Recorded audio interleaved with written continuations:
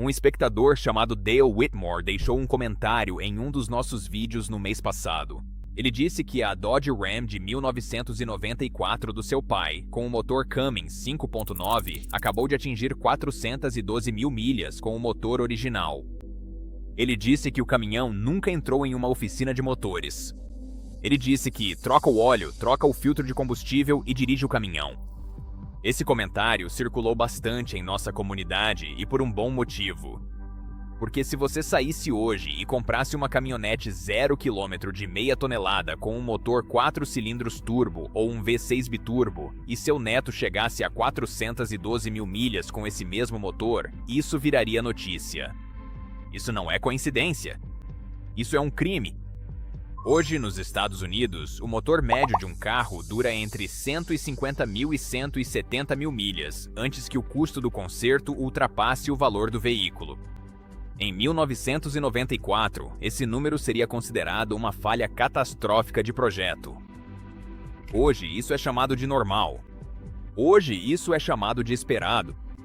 Hoje, é nisso que a indústria aposta. Nesta investigação, vamos expor 3 crimes específicos que destruíram a longevidade dos motores em toda a indústria.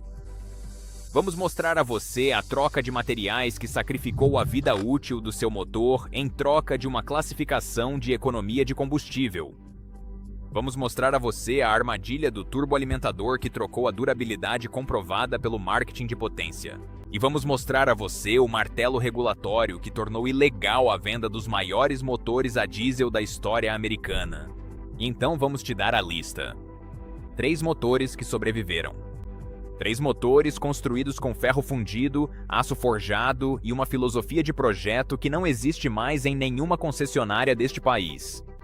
Mas antes, vamos falar sobre o que tiraram de você. Durante a maior parte do século XX, se você comprava um caminhão, você estava comprando ferro. Não como uma metáfora, literalmente. O bloco do motor, a peça central que mantém todos os outros componentes no lugar, que absorve cada explosão, cada ciclo térmico, cada libra de torque, era feito de ferro fundido. Pesado, denso, quase impossível de destruir. Um bloco de ferro fundido podia ser retificado e reconstruído 2, 3, 4 vezes ao longo de sua vida útil. Quando ele se desgastava, você consertava. Você não o substituía. Então os contadores encontraram uma nova ferramenta. Ela se chamava Padrão de Economia Média de Combustível Corporativo, CAF, e dizia a todos os fabricantes dos Estados Unidos que, se a média de economia de combustível de sua frota não atingisse certos números, eles pagariam multas federais. A maneira mais rápida de reduzir peso é remover metal, e o componente mais pesado do seu motor é o bloco. Então eles o removeram. Não da noite para o dia, mas de forma sistemática em todas as linhas de produtos, ao longo dos anos 90 e até os anos 2000. Os blocos de ferro fundido deram lugar ao alumínio. A indústria chamava isso de progresso. Eles chamavam isso de engenharia leve. O que isso realmente foi uma transferência de risco do fabricante para você. Aqui está a diferença que importa. O ferro fundido é denso e estruturalmente estável sob calor. Ele resiste à deformação. Um motor que trabalha em alta temperatura pode passar por dezenas de milhares de ciclos de expansão e contração térmica, e um bloco de ferro fundido absorve esse estresse. Um bloco de alumínio faz o mesmo até que pare de fazer. Quando o alumínio se deforma além da tolerância, o cilindro é comprometido permanentemente. Você não recondiciona um motor de alumínio da mesma forma que recondiciona um motor de ferro. Você o substitui. E a substituição de um motor em uma caminhonete moderna custa de 8 a 15 mil dólares, sem contar a mão de obra. A Ford F-150 conta essa história com precisão. O motor V8 de 5,4 litros, com bloco de ferro fundido, que equipou a picape mais vendida da América durante anos, já havia rodado 300 mil milhas em frotas de veículos comerciais por todo o país. Não foi nada glamouroso, simplesmente se recusou a morrer. Em 2011, a Ford o substituiu pelo EcoBoost de 3,5 litros, biturbo-alimentado, construção em alumínio, maior potência de acordo com as especificações, melhores números de economia de combustível para conformidade com o CAF. A Ford dizia que estava oferecendo mais potência e eficiência. Os gestores de frotas que perderam seus 5.4 chamaram isso de outra coisa.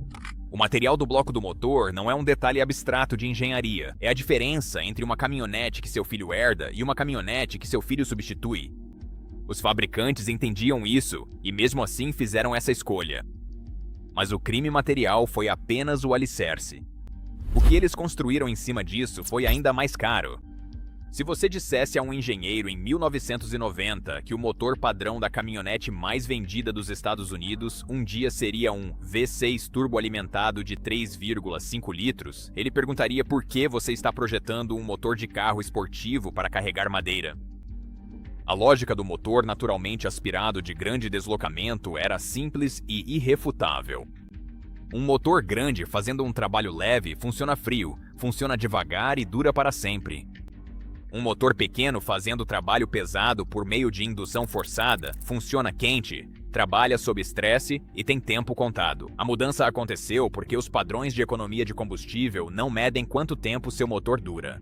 Eles medem o que ele consome a 88 km por hora em um ciclo de teste federal. Um motor pequeno, turboalimentado nesse teste específico, pode imitar a eficiência de um diesel. Debaixo de um reboque numa tarde de julho no Arizona, é uma máquina completamente diferente. O EcoBoost de 3,5 litros da Ford é a prova mais clara desse crime.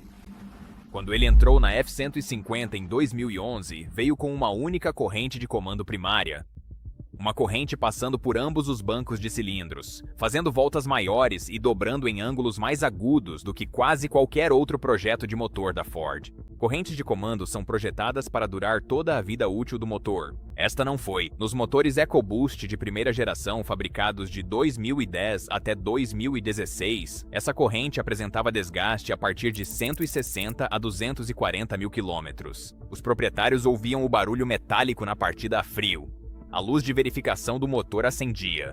Os próprios engenheiros da Ford emitiram o Boletim de Serviço Técnico TSB 140194 especificamente para abordar o procedimento de diagnóstico do desgaste da corrente de comando. Quando um fabricante publica um boletim reconhecendo uma falha sistêmica que não é um recall, isso é uma confissão. A resposta da Ford na segunda geração, no redesenho de 2017, ao mudar para duas correntes de comando separadas, uma para cada banco de cilindros, foi a admissão definitiva. Você não redesenha um componente que estava funcionando corretamente, mas a corrente de comando é apenas a primeira conta.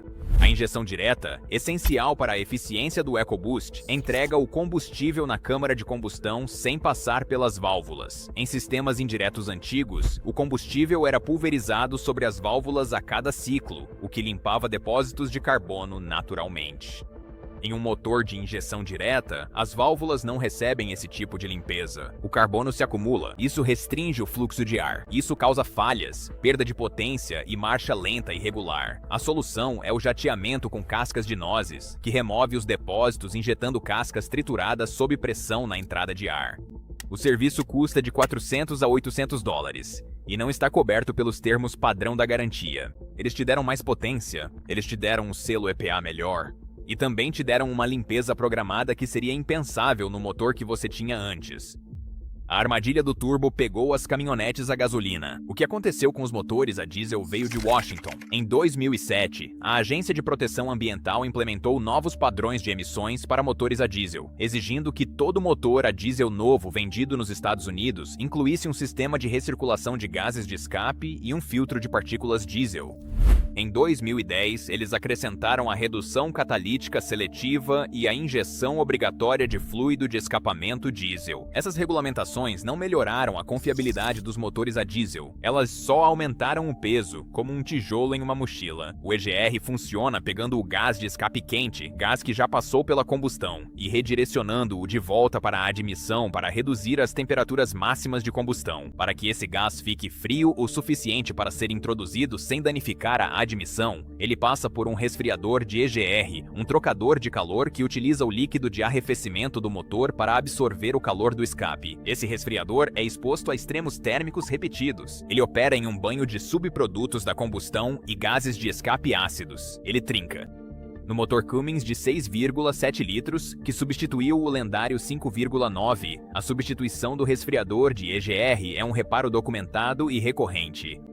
Somente as peças custam de 800 a 1.500 dólares. A mão de obra dobra esse valor. O filtro de partículas diesel captura a fuligem do fluxo de escape e, periodicamente, queima esse resíduo em um ciclo de regeneração que opera em temperaturas que chegam a 1100 graus Fahrenheit. Esse evento térmico, repetido a cada poucas centenas de milhas, sobrecarrega vedações, sensores e suportes em todo o sistema de escape. A substituição do filtro de partículas diesel custa de $2.000 a $4.000. Não é se, mas quando vai acontecer. O Cummins 5.9 de 12 válvulas não tinha isso.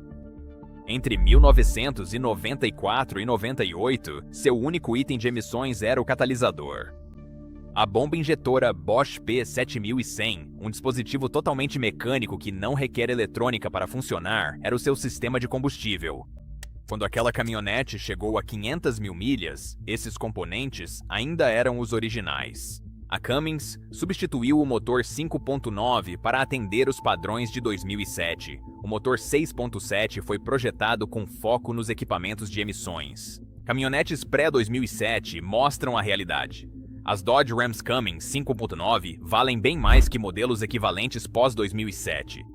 Não dá para fingir esse valor agregado. As pessoas que pagam por isso sabem exatamente pelo que estão pagando. Agora, aqui está a lista que eles fizeram antes de tudo isso acontecer. O Cummins 5.9L 12V, 1989 e 1998, equipa as Dodge Ram 2500 e 3500. Com bloco e cabeçote de ferro, virabrequim e bielas forjados e injeção mecânica, nasceu para uso agrícola com 90 CV. Em picapes, rendia de 160 a 215 CV, operando a apenas metade de sua capacidade estrutural. A Cummins já documentou mais de 10 mil membros do seu clube de alta quilometragem com 1 milhão de milhas. O recorde confirmado foi mais de 3 milhões. Busque caminhões de 1994 a 1998. Troque o óleo conforme o cronograma. Troque o filtro de combustível a cada 10 mil milhas. Esse é todo o programa de manutenção. O segundo motor é o Toyota 22R e 22RE, produzido de 1981 a 1995. Encontrado nas picapes Toyota e nos primeiros modelos do 4Runner. Bloco de ferro fundido com alto teor de níquel para maior resistência ao desgaste. Virabrequim forjado. Simplicidade de uma única câmera, sem comando de válvulas variável, sem turbocompressor. O único ponto fraco são as guias de plástico da corrente nos modelos pós-83. Troque-as por versões metálicas e eliminará a única falha desse projeto. George Nodarcy dirigiu sua picape 85 por 370 mil milhas. Relatam-se 500 mil milhas em motores originais. Essas caminhonetes não são difíceis de encontrar. Elas não são caras de manter. Simplesmente não quebram. O terceiro motor é o Toyota 2JZ6 em linha, produzido de 1991 a 2002. Encontrado no Supra, no IS300 e na série Lexus IS.